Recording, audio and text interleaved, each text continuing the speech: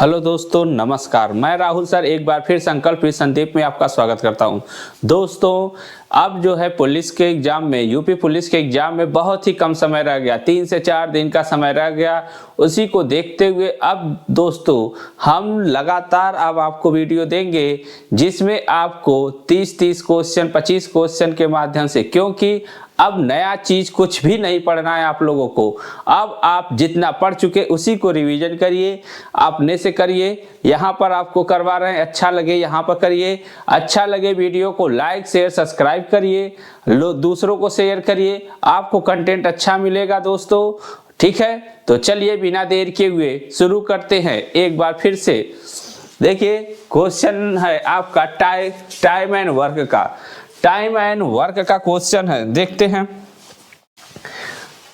तुहीन और प्रणव एक काम को क्रमशः 42 दिन और आपका 42 मिनट, सॉरी दोस्तों, 42 मिनट और 70 मिनट में पूरा कर सकते हैं। तुहीन शुरू करके करता है काम कौन शुरू करता है? तुहीन।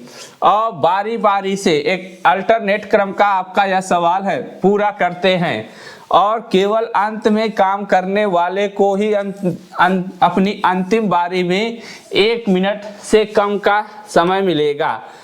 कम करने की अनुमति है। कार्य पूर्ण होने में कितना समय लगेगा? दोस्तों यहाँ पर देखिए, यह आपका है कि अल्टरनेट काम करेगा। पहले तुहीन आएगा, पहले 1 मिनट काम करके जाएगा, फिर उसके बाद प्रणव काम करेगा, फिर आपका अगले मिनट तुहीन काम करेगा, फिर आपका प्रणव काम करेगा। इस तरीके से काम आपका आगे चलता रहेगा। तो दोस्तों यहाँ पर जो है, आप यहाँ पर लगाना शुरू करते हैं तुहीन। देखिए तुहीन है और प्रणव है। तुहीन जो है 42 मिनट में करता है और यह आपका 70 मिनट में करता है। 42 और 70 का एलसीएम लेंगे तो क्या हो जाएगा? 210 आ जाएगा। 210 आ जाएगा। अब यहाँ पर 210 है, 42 से कितना आपका 1 मिनट का कितना आएगा? 5 काम। इसका कितना आएगा? 3 काम प्रणव का। अब देखिए 2 मिनट में कितने काम हुए? तो 2 मिनट में आपके काम हुए, आपके 5 3 8 काम हुए। 8 काम हुए। या तो आप कह लीजिए 210 खंबे लगाने हैं, तुहीन 42 मिनट में लगाता है, प्रणव 70 मिनट में लगाता है। अब 1 मिनट में 5 खंबे लगाता है तो प्रणव 1 मिनट में 3 खंबे लगाता है। तो दोनों मिलकर के 2 मिनट में 8 खंबे लगाएंगे। लगवाना कितना है? 210, लेकिन अल्टरनेट क्रम में लगवाना है। तो दोस्तों यहाँ पर क्या करिए, 210 के आसपास हमें ले जाना है। तो कितने से गुणा करें? 25 अट्ठे 200, तो अभी बचा है तो 26 से गुणा कर देते हैं। दोनों तरफ हम 26 से गुणा कर देंगे तो आपका आ जाएगा 52 मिनट। 52 मिनट में कितने काम हो गए? तो 208 काम हो गए। 208 काम हो गए। कितना करना था? 210 करना था। अभी 2 काम बचा हुआ है और काम आपका आएगा कौन अब अगला दिन? क्योंकि अल्टरनेट में आपका आता है तो हमेशा विषम दिन तुहीन आता है, सम दिन प्रणव आता है। तो एक बार यह 26 दिन तुहीन, 26 दिन प्रणव का काम हो चुका है। अब अगला दिन कौन आएगा? तुहीन आएगा। तुहीन आएगा तो यह आपका 2 काम करना है। 1 मिनट में काम करता है कितना? 5। तो आपका 2 काम करने के लिए 2/5 समय लेगा और 2/5 समय का मतलब 2/5 समय का मतलब आपको मिनट से गुणा कर दीजिए 60 से गुणा कर देंगे। 5 से जाएगा 24 बार में, यहाँ पर कितना आ जाएगा? 5 से जाएगा 12 बार में, सॉरी दोस्तों, 5 से जाएगा 12 बार में, यहाँ पर आ जाएगा 12 दूनी 24 मिनट। तो 24 सेकेंड, सॉरी दोस्तों, 24 सेकेंड आ जाएगा। तो यहाँ पर आपका 52 मिनट यहाँ पर लगा है, प्लस का 2 काम करने के लिए कितना समय लगेगा? 24 सेकेंड लगेगा। तो आपका क्या हो जाएगा? 52 मिनट 24 सेकेंड में 210 काम होगा और आपका आंसर कौन सा होगा? बी वाला आंसर आपका सही होगा। चलिए नेक्स्ट अगला क्वेश्चन चलते हैं।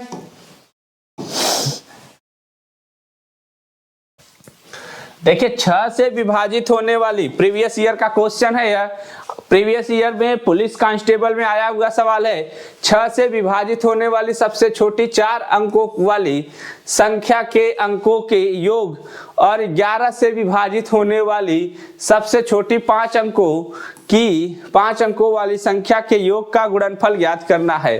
तो देखिए 6 से विभाजित होने वाली सबसे छोटी 4 अंकों की सबसे छोटी संख्या कितनी होती है? 1000। लेकिन 1000 दोस्तों डिवाइड नहीं होती है, 1000 डिवाइड नहीं होती है और 996 आपका डिवाइड होती है 6 से, और उसमें अगर हम 6 जोड़ दे तो अगली संख्या डिवाइड होगी, तो अगली संख्या क्या होगी? 1002 होगी। 1002 होगी अगली संख्या जो 6 से डिवाइड होगी और 4 अंकों की संख्या होगी और सबसे छोटी होगी। तो हमारा यहाँ पर कितना आ जाएगा? यह आपका अंकों का योग कितना आ गया? अंकों का योग आ गया 3।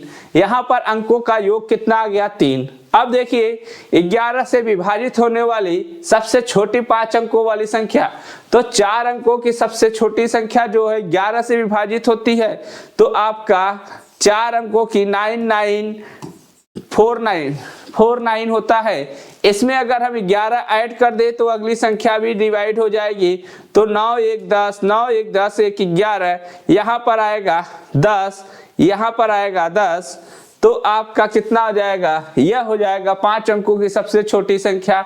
इसके अंकों का योग कितना होगा? तो आप कहेंगे 2 होगा। यहाँ पर 3 है, यहाँ पर 2 है, 3 और 2 का आपको मल्टीपल करना है, तो कितना आ जाएगा? 6 आ जाएगा कि नहीं? 6 हो जाएगा आपका आंसर। यहाँ पर आंसर क्या हो जाएगा? 6 हो जाएगा। तो ऑप्शन बी आपका सही हो जाएगा। ठीक है दोस्तों, चलिए नेक्स्ट।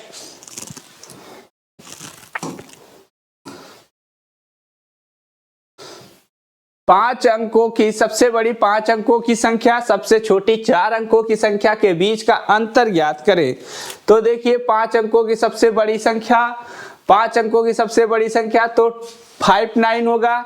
9 9 9 9 9 59।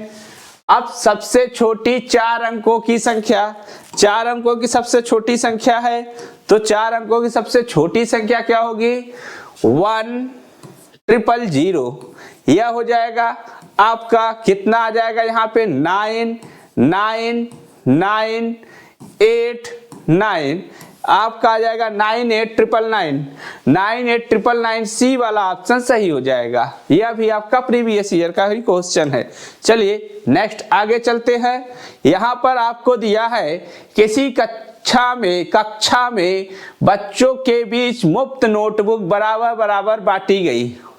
बच्चों के बीच मुफ्त नोटबुक बराबर बराबर बांटी गई। प्रत्येक बच्चे को मिली नोटबुक की संख्या बच्चों की संख्या का थी। बच्चों की कुछ मिसिंग है बच्चों, यहाँ पर बच्चों की संख्या का थी, कुछ मिसिंग है यहाँ पे, बच्चों की संख्या का थी। ठीक है, यहाँ पे कुछ मिसिंग है। यदि बच्चों की संख्या आधी होती तो प्रत्येक बच्चे को 16 नोटबुक मिलती। बच्चों की संख्या आधी होती मतलब मान लेंगे हम x थी, ठीक है, तो बच्चों को मिली मुफ्त नोटबुक बराबर बांटी गई। कक्षा में बच्चों के बीच मुफ्त नोटबुक बराबर बराबर बांटी गई। प्रत्येक बच्चे को मिली नोटबुक की संख्या बच्चों की संख्या का यहाँ पर 1/8 हो सकता है। एक बार देखते हैं, क्योंकि एक बार हमारे दिमाग में आ रहा है कि यही होना चाहिए। तो 1/8, अगर यह x होगा तो इसका x/8 होगा। लेकिन कह रहा बच्चों की संख्या आधी होती तो x/2 इंटू 16, यही तो है। तो 16 नोटबुक मिलते। अगर x बच्चे होते तो उनको x/8, ठीक है। बच्चों की संख्या का, नोटबुक की संख्या बच्चों की संख्या का 1/8 थी। बच्चों की संख्या का 1/8 थी, ठीक है। अब यहां पर आ जाएगा कितना? x²/8 बराबर हो जाएगा कितना? x²/8 बटे x/2 इंटू 16। 2 से आपका जाएगा 8 बार और 2 से जाएगा 16 8 बार, x से x कैंसिल, तो आपका बचा x बराबर आपका आ गया कितना 64 आ गया। तो कुल कितनी नोटबुक बांटी गई, तो x का मान आ गया 64, x का मान आ गया 64। ठीक है, तो यहाँ पर x का मान 64 आ गया। कुल कितनी नोटबुक बांटी गई, तो दोस्तों यहाँ पर थोड़ा सा हमें सवाल देखना पड़ेगा, कुछ इसमें का जो है कि मिसप्रिंटिंग है कि बच्चों की संख्या का 1/8, बच्चों की संख्या का 1/8 यहाँ पर थोड़ा सा हम देखते हैं, उसके बाद हम आपको बताते हैं कि हाँ क्या हो सकता है। यहाँ पर आपका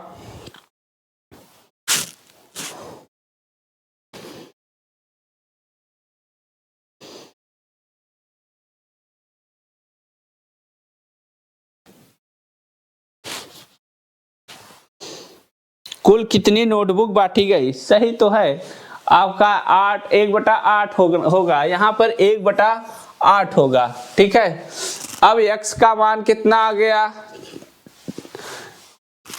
64, x का मान 64 आ गया, इसमें मान रख दीजिए, x का मान 64 आ गया, इसमें मान रखना, x का मान 64 आ गया, तो 64 गुणे 64/8 करेंगे तो ये 8 आएगा, ये आपका कितना आ जाएगा 512 आपका डी वाला आंसर हो जाएगा। सही है दोस्तों। चलिए यहाँ पर थोड़ा सा मिसप्रिंटिंग था, इस वजह से थोड़ा सा देख लीजिएगा, 1/8 हम लगाए और 1/8 हमने देखा 1/8 सही था। ठीक है, तो टाइपिंग मिस्टेक था, इस वजह से यह हो गया। चलिए नेक्स्ट आगे चलते हैं।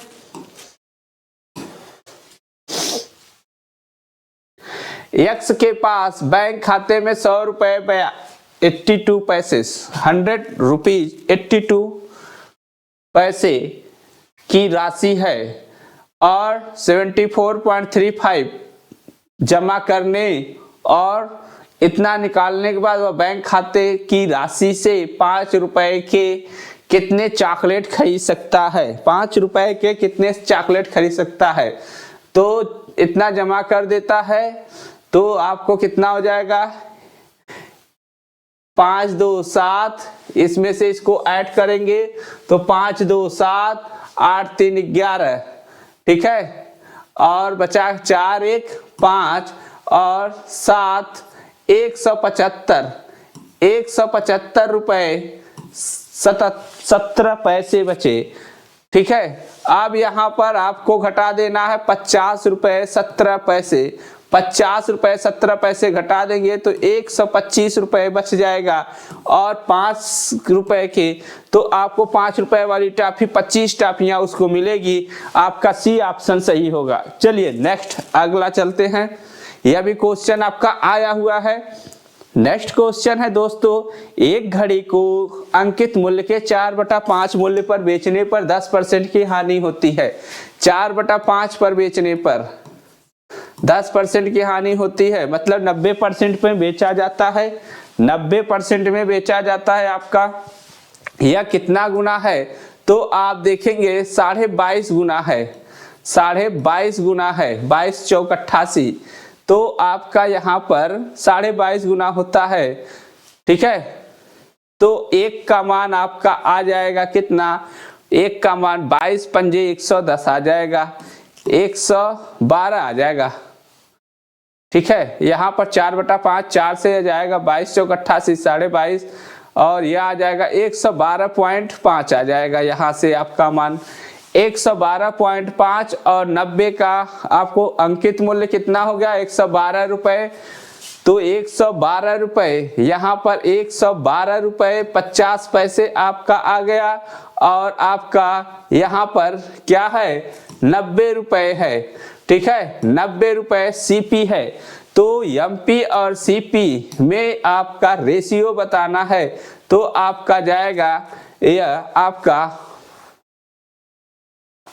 100 नहीं, यह आपका क्रय मूल्य आपका 100 होता है, सही 100 होगा यहाँ पर, क्योंकि 10% घाटा पर बेचा गया तो 100 होगा। तो यहाँ से 12.5 से आप डिवाइड होगा, 8 बार में 12.5 से या डिवाइड होगा, 9 बार में 9:8 आ जाएगा कि नहीं, 9:8 आंसर हो जाएगा।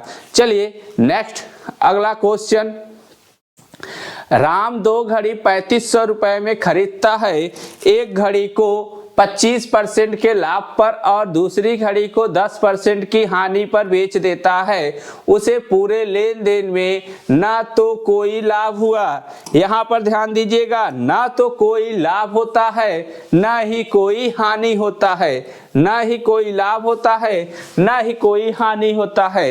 यही आपका सवाल का रुख मोड़ देगा। मतलब पहले वस्तु का 10%, फर्स्ट का 10% बराबर होगा, पहले वस्तु का आपका क्या है, पहले वस्तु का 25%, पहले वस्तु का 25%, पहली वस्तु का 25% और दूसरी वस्तु का 10% क्या है, दूसरी वस्तु का 10% बराबर होता है, दूसरी वस्तु का 10% बराबर होता है। तो आपका यहाँ पर लेन देन यह आपका 25% और यह 10% बराबर होगा, क्योंकि ना तो लाभ हो रहा है ना हानि हो रहा है। तो यह आपका रेशियो लेंगे तो 5 दूनी 10, 5 पंजे 25, 5 2 7, 7 का मान कितना 35, तो 2 का मान 10 और आपका 5 का मान 25 आ जाएगा। सी ऑप्शन आपका सही होगा। चलिए नेक्स्ट अगला क्वेश्चन चलते हैं। अगर दोस्तों आप ऑप्शन से भी करना चाहें तो देखिए ऑप्शन से कैसे उड़ा सकते हैं। घड़ी को 25% के लाभ पर, तो 1000 का 25% निकालेंगे तो 250 आ जाएगा और 2500 का आप 10% निकालेंगे तो आपका यहाँ पर 2500 का आपका आ जाएगा 10%, 250 हो जाएगा। तो आपका सी ऑप्शन सही हो जाएगा। चलिए दोस्तों सी ऑप्शन आपका सही हो जाएगा। ठीक है, नेक्स्ट अगला क्वेश्चन, एक निश्चित धनराशि का 1/2 भाग 20% के ब्याज दर पर उधार दिया गया, बाकी धनराशि का 4/5 भाग 25% के दर पर ब्याज पर उधार दिया गया, 25% के दर पर उधार दिया गया और इस तरीके से शेष धनराशि को 10% ब्याज दर पर उधार दिया गया।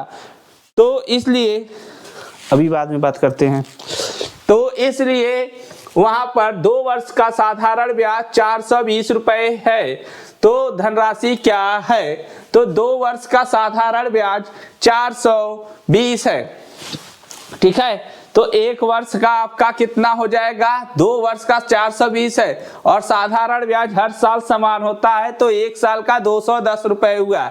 चलिए ध्यान दीजिए, अब देखिए 1/2 राशि यहाँ पर है और 4/5 है, बाकी धनराशि का 4/5 और 5 और 2 का एलसीएम 5 और 5 25 दूनी 50 मान लेते हैं। माना धनराशि कितनी है, तो माना धनराशि हमारी इससे 5 और 2 से कटने वाली संख्या ले लेते हैं 50। माना धनराशि 50 रुपए है, कितनी है 50 रुपए है।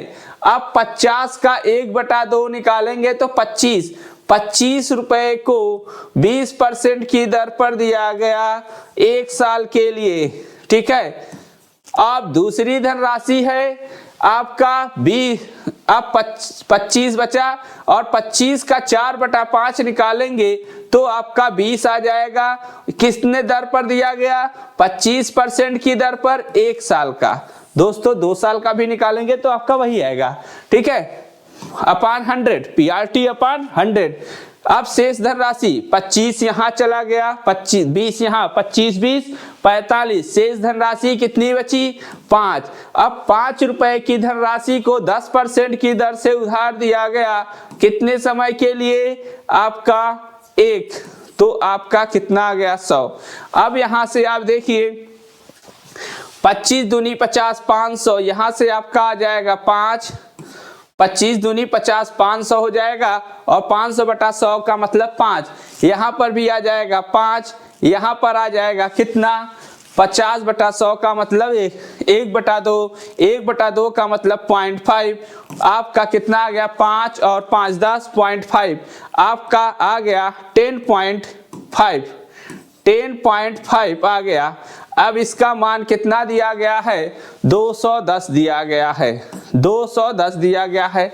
तो कितने गुना है 20 गुना है, 20 गुना है। तो अब हमने राशि क्या मानी थी, हमने राशि मानी थी 50, तो हम 50 का 20 गुना करेंगे तो 50 गुणे 20 कितना हो जाएगा 1000। आंसर क्या आ जाएगा आपका 50 गुणे 20 1000, आंसर आ जाएगा आपका यहां पर सी। ठीक है, चलिए नेक्स्ट। 13 से विभाजित होने वाली सबसे छोटी 3 अंकों की संख्या को 16 से विभाजित किया गया है, शेषफल ज्ञात करें। तो 13 से विभाजित होने वाली 3 अंकों की संख्या क्या होगी 104, 104 होगा। और इसे जो है आपको 16 से डिवाइड किया जाए, 16 से डिवाइड किया जाए तो आप देखेंगे 16 से आपका कितना आ जाएगा 96, और यह हो जाएगा कितना 4, वहां पे 4, यह 4 4 8 आपका आंसर आ जाएगा। ठीक है, चलिए नेक्स्ट अगला क्वेश्चन। 65-61 का वर्गमूल करने पर प्राप्त संख्या को उसके वर्गमूल से विभाजित किया जाता है तो परिणाम क्या आएगा। यहां पर देखिए किसका है 6561 का वर्गमूल निकालना है। तो वर्गमूल निकालेंगे 6561 का। तो देखिए वर्गमूल निकालने का तरीका क्या होता है, आपको 65-61, ठीक है। अब यहाँ पर आप देखेंगे वर्गमूल निकालना है तो यहाँ पर लास्ट डिजिट आप इसको 2 भागों में डिवाइड करेंगे, 2 भागों में डिवाइड करेंगे और यहाँ पर आपका 61 में यूनिट डिजिट आपका क्या है 1, यूनिट डिजिट 1 है। तो आपका 1 किसके किसके लास्ट में आता है, आप देखेंगे तो 1 का वर्ग करेंगे तो आपका आएगा, या तो 9 का वर्ग करेंगे तो आपका यूनिट डिजिट 1 आएगा। ठीक है, तो यहाँ पर यूनिट डिजिट 1 आएगा तो यहाँ पर हम मान लेंगे 1। ठीक है, या 1 का हो सकता है या 9 का हो सकता है। अब देखिए 65 आप देखेंगे किसका आता 8 का स्क्वायर, तो 8 का स्क्वायर, तो 8 का स्क्वायर से पास में है तो हमारा जो है यहाँ पर कितना आ जाएगा 8 हो जाएगा। और 8 में अगर हम 9 का गुणा कर दे तो आपका 72 से छोटा होता है 65, तो इसलिए हमारा क्या हो जाएगा 81 का स्क्वायर है, 81 का स्क्वायर है हमारा 6561 81 का स्क्वायर है। और क्या कर रहा है संख्या के वर्गमूल से विभाजित किया जाए। अब कह रहा है आपको यहाँ पर कि इसको 81 को क्या करना है, आपको वर्गमूल से विभाजित किया जाता है। तो 81 का वर्गमूल कितना होगा आपका 9, तो 9 से डिवाइड करेंगे तो आंसर क्या आ जाएगा आपका 9 आ जाएगा। आंसर आपका सी ऑप्शन सही हो जाएगा। ठीक है, चलिए नेक्स्ट।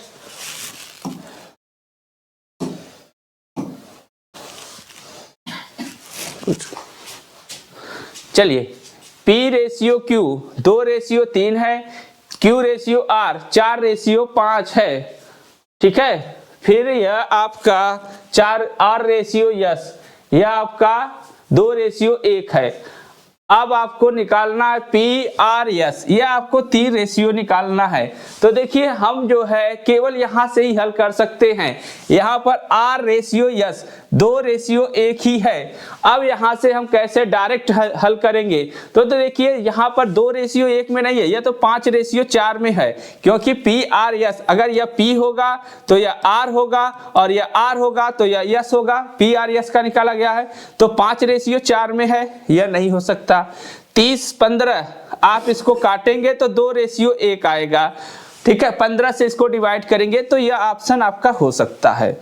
अब यहाँ पे 10-15 यह भी नहीं हो सकता क्योंकि 2:3 में आ रहा है।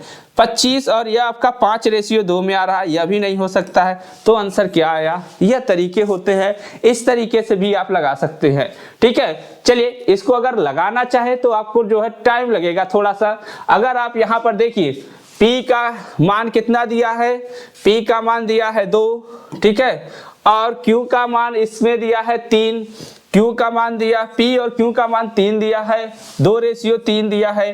फिर QR का निकालेंगे तो 4:5 दिया है, 4:5 दिया है। फिर उसके बाद 2:1 दिया है।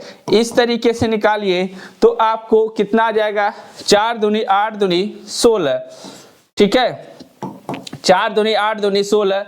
अब यहाँ पर 4 तिया 12, यह हो जाएगा आपका सीधे सीधे। फिर आपका यहाँ पर बनता है आपका 4 तिया 12 दूनी 24, ठीक है। उसके बाद आपका 5 तिया 15 दूनी 30 आ जाएगा, यह आपका इस तरीके से बनेगा। फिर आपका यहाँ पर इस तरीके से बनेगा 5 तिया 15। तो देखिए आपको P का आ गया रेशियो, Q आ गया, फिर R आ गया, फिर S आ गया। हमें लेना क्या है? PRS। तो 16:30:15 यही आया कि नहीं? तो इतना टाइम या तो लगाए या आप केवल ऑप्शन से उड़ाएं। ठीक है, तरीके तो बहुत हैं। और एक तरीका और हम आपको बता देते हैं, अगर आप देखना चाहें PQRS, यहाँ पर कितना दिया है? यह कुछ दिया हुआ नहीं है, यह आपका टाइपिंग एरर है। 2:3 है, 2:3 है। यहाँ पर कितना है? 4:5 है। यहाँ पर आपका 4:5 है। अब यहाँ पर आपका क्या है? 2:1 है। ठीक है, ऐसे भी आपको करना है। अब देखिए पीछे कुछ नहीं है तो इसी संख्या को आप दोहरा देंगे। यहाँ पर भी आप इसी संख्या को दोहरा देंगे। यहाँ पर आपका आगे 4 है तो यहाँ पे 4 हो जाएगा, यहाँ पर 2 है तो आगे 2 हो जाएगा।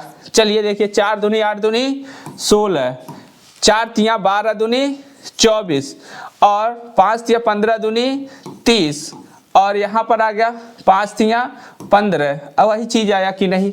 तो तरीके बहुत है, अभी और तरीके हम बता सकते हैं, लेकिन आपको रेशियो में क्या है, ऑप्शन से खेलना सिखाते हैं हम।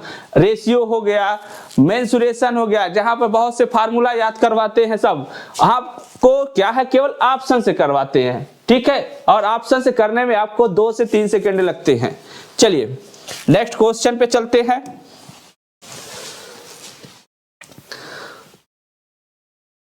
पंद्रह व्यक्तियों का औसत वजन 30 किलोग्राम है। एक नया व्यक्ति जिसका वजन 78 किलोग्राम है समूह में शामिल हो जाता है, तो 16 व्यक्तियों का औसत वजन क्या होगा? तो दोस्तों यहाँ पर देखिए 15 व्यक्ति, देखिए 15 व्यक्ति, पहले आपको कॉन्सेप्ट समझिए। 15 व्यक्तियों का 30 है, अगर 30 किलोग्राम का एक व्यक्ति आ जाएगा तो आपका 16 व्यक्तियों का उम्र भी 30 किलोग्राम हो जाएगा। 16 व्यक्तियों का वजन जो है 30 किलोग्राम हो जाएगा। लेकिन आपको 30 किलोग्राम का ना आकर के 78 किलोग्राम का आया है। कितना ज्यादा आया है? कितना ज्यादा आया है? -30 करेंगे तो आपका 48 ज्यादा है। 16 से कितना कट रहा है? 16 तिया 48, 3 ज्यादा है। तो 30 और 3 33 आपका आंसर हो जाएगा, बी वाला आंसर हो जाएगा। ठीक है, चलिए नेक्स्ट। और अगर इसको जो है डिटेल से करना चाहेंगे तो इसके लिए आपको क्या करना होगा? 15 गुणे 30 प्लस 78 डिवाइड बाई आपको 16 कर दीजिए तो आ जाएगा आपका। चलिए X एक काम को अकेले 18 दिनों में पूरा करता है और Y उसी काम को X द्वारा लिए गए समय के आधे समय में पूरा करता है। अब यहाँ पर दोनों एक साथ काम करने में उसको करते हुए उस काम को कितना हिस्सा एक दिन में करेंगे? एक दिन में करवाना है। तो देखिए एक दिन में करवाना है, ये 18 में करता है तो ये आपका कितने में करता होगा? 9 में करता होगा कि नहीं? तो आपका एक दिन का निकालना है तो 18 गुणे 9 बटे आपका यहाँ पर कितना आ जाएगा 18 गुणे 9, यहाँ पर 18 और 9 कितना हो गया 27, ठीक है। और यहाँ पर 27 छक्का 162 होता है 6 दिन में, 6 दिन में पूरा काम कर देगा। 6 दिन में पूरा काम करेगा तो एक दिन में कितना करेगा 1/6। चलिए नेक्स्ट,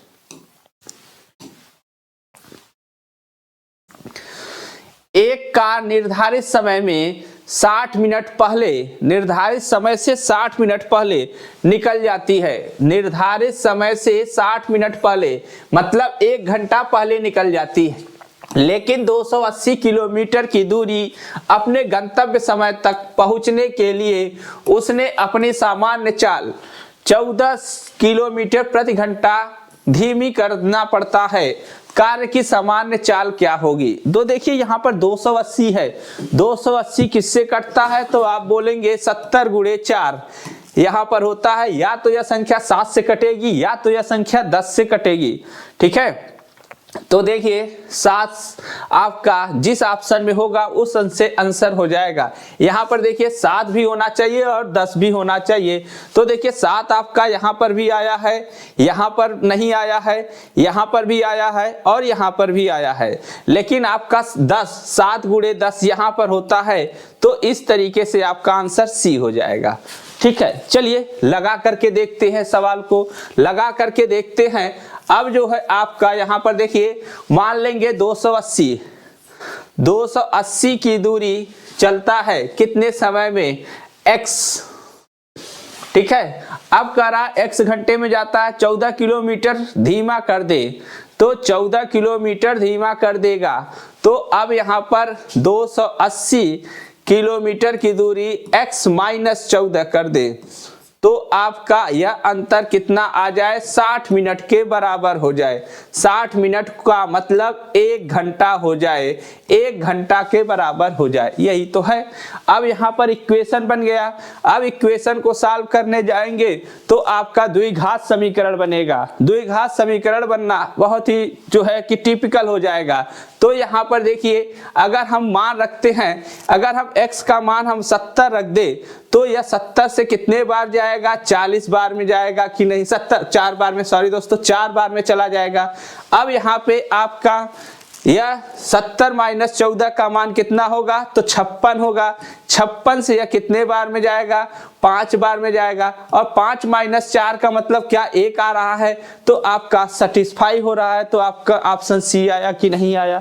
तो इस तरीके से भी आप सवाल लगा सकते हैं, ठीक है। तो पहला तरीका हमने बताया, देख करके कैसे लगाना है। सबसे पहले आपको डिविजिबिलिटी रूल आनी चाहिए। डिविजिबिलिटी रूल का मतलब 5 का 25 का 125 का 3 का 7 का 13 का 11 का और 19 का, जितने भी आपके अभाज्य संख्याएं हैं वह अब कभी भी कटते नहीं हैं। और वह आपका जैसे आप 19 गुणे 22 करेंगे तो वहां पर आपका 19 आपका आएगा ही आएगा प्रोडक्ट में। लेकिन कभी भी आपका जैसे आपका 8 आ गया और कोई संख्या आ गई तो वह आपका नहीं चेक कर सकते।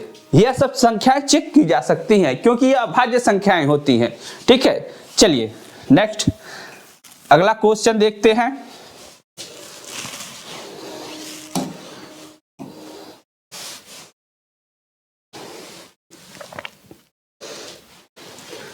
दो संख्याओं में से छोटी संख्या का 20% और बड़ी संख्या का 14% के बराबर है। यदि दोनों संख्याओं का योग 8942 3/6 है, यहाँ पर 3/6 मतलब 1/2 होना चाहिए यहाँ पर। तो बड़ी संख्या का मान क्या होगा, ठीक है। तो बड़ी संख्या का मान आप यहाँ पर देखेंगे तो यहाँ पर 3/6 यहाँ पर, ठीक है। इसको थोड़ा सा बाद में देखते हैं, चलिए बाद में देखते हैं यहाँ पर थोड़ा सा। चलिए यहाँ पर एक समबाहु त्रिभुज की भुजा 12 सेंटीमीटर है। देखिए इक्विलेटरल ट्रायंगल आ चुका है। यहाँ पर समबाहु त्रिभुज के अंतःवृत्त की त्रिज्या, तो देखिए अंतःवृत्त की त्रिज्या एक समबाहु त्रिभुज की तीनों भुजाएं बराबर होती हैं। तीनों भुजाएं बराबर होती है और तीनों कोण बराबर होते हैं, तीनों कोण बराबर होते हैं। यहाँ पर जो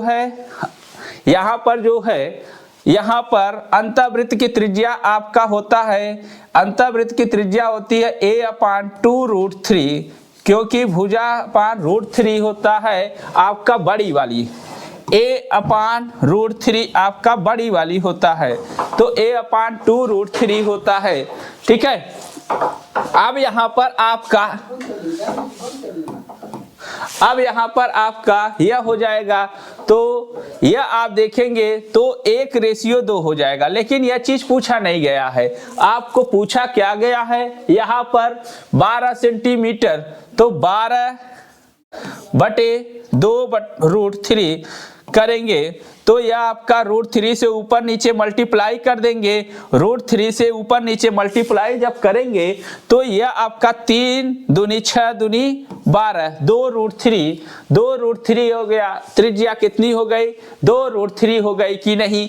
आपका आंसर डी वाला ऑप्शन सही हो जाएगा। ठीक है दोस्तों, तो इस तरीके से आप देखिए। चलिए नेक्स्ट अगला क्वेश्चन देखते हैं। वृत्तों की परिधि क्रमशः 77 सेंटीमीटर और 154 सेंटीमीटर है। उनकी त्रिज्याओं के बीच का अंतर कितना है, उनके त्रिज्याओं के बीच का अंतर कितना है। तो देखिए यहाँ पर त्रिज्याओं परिधियों का अंतर, तो 2 पाई आपका कॉमन हो जाएगा, capital R minus small r बराबर आपका इनका दोनों का अंतर कितना आएगा, 77 आ जाएगा। अब इसको मान रखेंगे, पाई का मान 22/7, 22/7 r माइनस r आपको निकालना है, r माइनस r आपको निकालना है, यह आपका होगा 77। 2 से 11 बार, 2 से जाएगा आपका 2, 11 से काटेंगे 2 बार, 11 से काटेंगे 7 बार, तो यह आ जाएगा r माइनस r बराबर आपका आ जाएगा 49/4। 49/4 का मतलब 50 से कम है, 12.25 आपका यह आ जाएगा बी ऑप्शन। ठीक है, चलिए नेक्स्ट अगला क्वेश्चन देखते हैं। एक निश्चित मूलधन पर 8% वार्षिक दर पर 3 वर्षों में अर्जित साधारण ब्याज 1200 रुपए है। देखिए 8% की दर से 3 साल का कितना हो गया, 24%। 24% का मान कितना दिया है, 1200 रुपए दिया है। 24% का मान आपको 1200 रुपए दिया है। क्या पूछा है, 2 वर्षों में 10% की दर पर उसी मूलधन की दुगनी राशि पर अर्जित चक्रवृद्धि ब्याज कितना होगा। 10% की दर से तो आपका यहाँ पर हो जाता है क्या, 10% की दर से, तो यह आपका आंसर 7 से कटने वाला भी होगा और 3 से भी कटने वाला होगा और वह आपका 21 से भी कटने वाला होगा। तो यहाँ पर तो तीनों यह भी आपका कट रहा है, यह भी कट रहा है, फंस गए। तो निकालना पड़ेगा 24%, हम पूरा नहीं निकालेंगे। 24 पंजे 120, ठीक है, 120 50, ठीक है। एक का मान आया कितना, 50, तो 1% का मान आया 50, तो आपका 100% का मान कितना आ गया, 5000 आ गया कि नहीं। 100% का मान आ गया 5000, तो अब यह राशि आपका 10,000 होती। तो देखिए 10,000 का आपका यहाँ पर आप देखेंगे 10,000 रुपए है और उसको 11/10 11/10 गुणे 11/10 से उधार दिया गया। 2 जीरो से 2 जीरो कैंसिल हो गया, तो 121 और 100 आपका 121, 12,100 आ गया। 12,100 में से आप देखिए 12,000 आप घटा देंगे, 10,000 सॉरी दोस्तों, 10,000 अपने मूलधन को घटा देंगे तो 2100 रुपए आपका ब्याज आ जाएगा। पहला तरीका हो गया। दूसरा तरीका आपको निकालना था, तो यहाँ पे 10,000 था, 10,000 का 10% तो 1,000 रुपए। दूसरे साल भी आपको 1,000 मिलेगा। अब इसका 10% मिलेगा तो कितना मिल जाएगा, 100 रुपए। तीनों को जोड़ देंगे कितना आ जाएगा, 2100 रुपए आ जाएगा। 2100 आपका आंसर हो जाएगा कि नहीं। चलिए नेक्स्ट, बी ऑप्शन आपका सही हो जाएगा। नेक्स्ट क्वेश्चन है आपका, यहां पर ध्यान दीजिए, PQR एक साझेदार है और एक व्यवसाय में निवेश करते हैं। P कुल निवेश का 1/5 भाग निवेश करता है और Q कुल निवेश का 1/4 भाग निवेश करता है।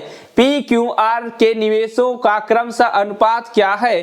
तो देखिए अनुपात जो होगा आपका 1/5 और 1/4, इनका मल्टीपल 20। अब देखिए कुल राशि आपकी 20 है, कौन से ऑप्शन को आपको जोड़ने पर 20 आ रहा है? तो आप या 20 का मल्टीपल 9 5 14 4 18 आ रहा है, 11 5 16 4 20 यह आ रहा है 20, 11 7 18 18 4 22 यह आ रहा है, 11 8 19 4 23। आपका केवल यहाँ पे सी आंसर हो गया, 4 5 11 के अनुपात में बांटा जा रहा है। ठीक है, अगर आप लगाना चाहें तो देखिए लगा सकते हैं। तो 20 का अगर आप 1/5 निकालेंगे तो क्या आ जाएगा? 4 आ जाएगा। 20 का अगर 1/4 निकालने जाएंगे तो आपका क्या आ जाएगा? 5 आ जाएगा। 4 यहाँ 5 यहाँ, तो शेष कितना? 11 आ गया कि नहीं? बताइए क्या था इस सवाल में। चलिए नेक्स्ट,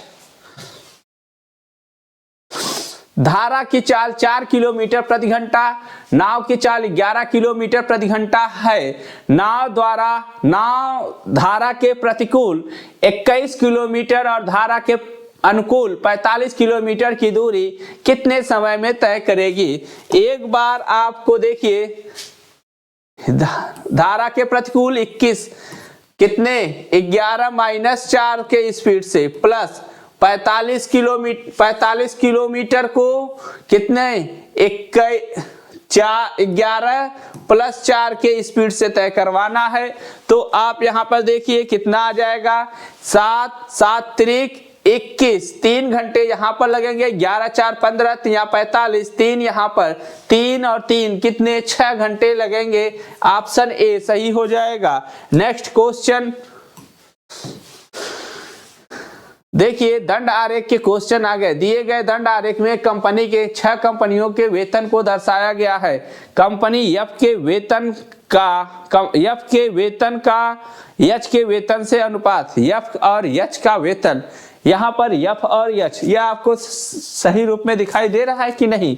यहाँ पर यह थोड़ा सा हम देखेंगे, एफ और एच। ठीक है, तो चलिए यहाँ पर एफ और एच को देखेंगे तो यहाँ पर आपका कितना आ जाएगा? ठीक है, तो यहाँ पर आपका 250 है और यहाँ पर 700 है, यहाँ पर 700 है। दोस्तों यह थोड़ा सा ध्यान दीजिए, थोड़ा सा यहाँ पे आपका 250 है, यहाँ पे आपका 700 है और यहाँ पे आपका 400 है और यहाँ पर आपका 300 है शायद, और यहाँ पर आपका 500 होना चाहिए और यहाँ पे आपका 350 होना चाहिए। ठीक है, एफ के वेतन का एच के वेतन से अनुपात कितना है? एफ का वेतन 400, एच के वेतन 500, 4:5 का अनुपात हो जाएगा कि नहीं? बताइए क्या है सवाल। ऐसे सवाल पूछे गए हैं आपको। ठीक है, चलिए नेक्स्ट, अगला, दी गई भिन्नों में सबसे बड़ी सबसे छोटी भिन्न का अंतर क्या है? दी गई भिन्नों में सबसे बड़ी और सबसे छोटी भिन्नों का अंतर क्या है? आगे 5/1 2 सवाल यहाँ पर हैं। ठीक है, तो 1 2 फिर आपके 3, यहाँ पर 4 5 6